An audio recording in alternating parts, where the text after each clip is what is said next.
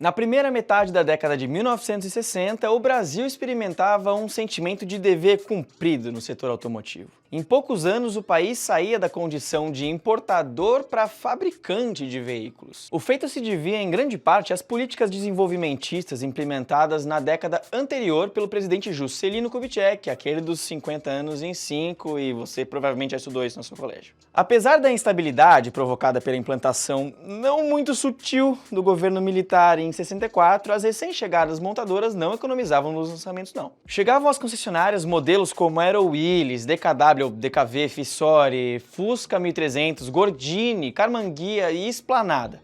O Corcel, o Galaxy, Opala e o Dart até também já estavam em início de projeto e virariam referência nos anos 70. Só que tinha um probleminha. Muitos dos primeiros carros nacionais já estavam obsoletos em seus países de origem. Sem utilidade nas matrizes, o ferramental acabava despachado para o Brasil e o modelo chegava por aqui como uma grande novidade.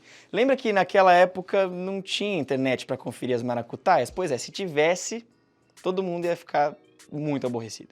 É mesmo! No começo dos anos 60, chegou ao país um conceito internacional que se tornaria bastante conhecido pelos brasileiros. Eram as feiras comerciais de grande porte, e nada melhor do que o automóvel e as autopeças para inaugurar esse novo formato de eventos no país. Meu nome é Eduardo Melo e hoje vamos falar sobre o Salão do Automóvel, que teve como ponto de partida a necessidade de mostrar ao consumidor que o carro brasileiro era bom sim.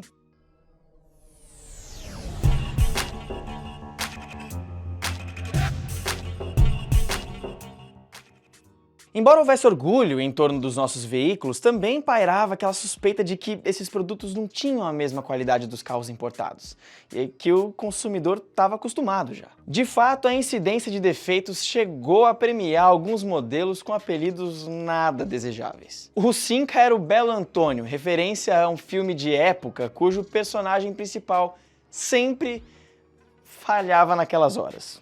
Já o Dauphine ou Dauphine era o Leite Glória, produto que carregava o slogan "desmancha sem bater". Hoje sabemos que muitas daquelas desconfianças eram mais do que procedentes, mas na época era preciso provar o contrário, sob pena de desacreditar as montadoras e seus fornecedores brasileiros. Assim, em 25 de novembro de 1960, abriram-se as portas para o primeiro Salão do Automóvel. Mais do que exposição de carros e peças, era uma excelente ação de marketing realizada ali no Parque de Ibirapuera, em São Paulo. O evento foi um sucesso, mais de 400 mil visitantes ajudaram a reerguer o prestígio do automóvel e das autopeças brasileiras. Teve até desfile de moda lá no meio. Ao visitar o salão, o presidente Juscelino Kubitschek comentou com entusiasmo que o país havia marchado 50 anos em 5 numa alusão ao seu lema de governo, lógico. Aliás, o carro que marcou a primeira edição do Salão do Automóvel foi o sedã Alfa Romeo JK 2000, com um câmbio sincronizado produzido pela FNM e batizado em homenagem ao presidente, lógico. Mais tarde, por determinação dos militares, esse mesmo carro perderia o JK do seu nome. A primeira edição do automóvel abriu as portas para as mais diferentes exposições em diversos outros setores da economia, em geral com grande sucesso de público. É filhote do Salão do Automóvel a nossa conhecida Automec,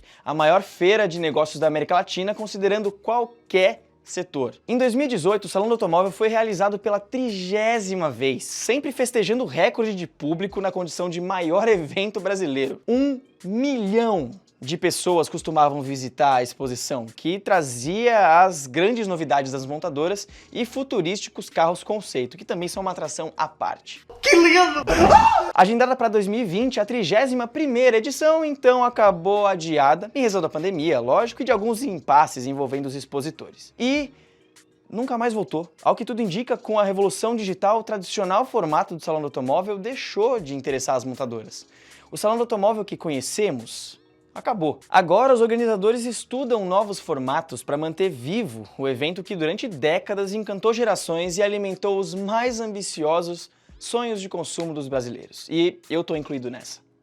O final do Salão do Automóvel, como a gente conhece, realmente me deixou pessoalmente triste porque eu costumava ir em todas as edições, mas tem uma coisa que pode salvar minha felicidade. Você dando um like, se inscrevendo e começando essa nova história com a gente, desse quadro chamado Fatos Automotivos. O que você acha?